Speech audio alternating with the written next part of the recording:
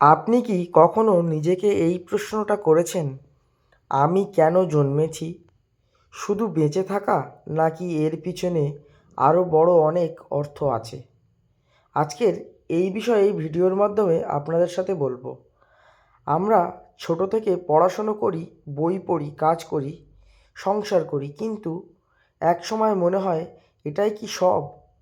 মনের ভিতরে একটা শূন্যতা থেকে যায়। মানুষের জীবন শুধু দৈনন্দিন কাজের জন্য নয়, কিন্তু প্রত্যেক মানুষের ভিতরে একটি বিশেষ শক্তি আছে, একটি কাজ আছে যাকে বলা হয় নিজের ধর্ম বা কর্তব্য। কুরুক্ষেত্রে বিভ্রান্ত হয়ে পড়েছিলেন অর্জুন।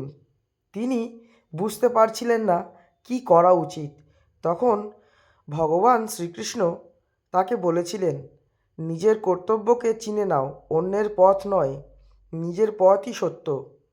এর মানে কি সবাইকে একই কাজ করতে হবে? তা নয়। কারো কাজ মানুষকে সাহায্য করা, কারোর কাজ জ্ঞান ছড়ানো, কারোর কাজ পরিবারকে রক্ষা করা, কারোর কাজ সৃষ্টি করা। আপনার কাজ কোনটা, আপনার উদ্দেশ্য কোনটা, আপনার নিজেকেই ঠিক করতে হবে। নিজের উদ্দেশ্য খুঁজবেন কীভাবে? এই তিনটি প্রশ্ন আপনি নিজেকে করুন।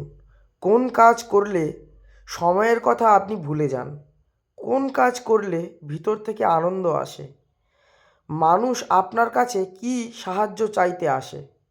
এই তিনটের মধ্যেই আপনার জীবনের দিশা লুকিয়ে আছে।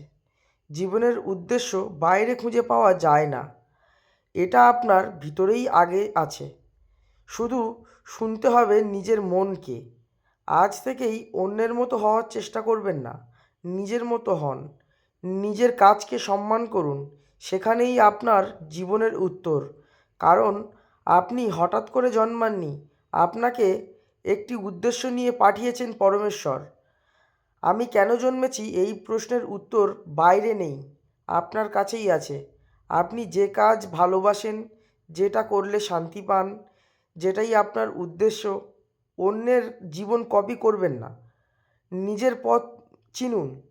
সেখানেই আপনার শক্তি। আপনার পরমেশ্বর সৃষ্টি করেছে আপনার মতন করে। ধন্যবাদ।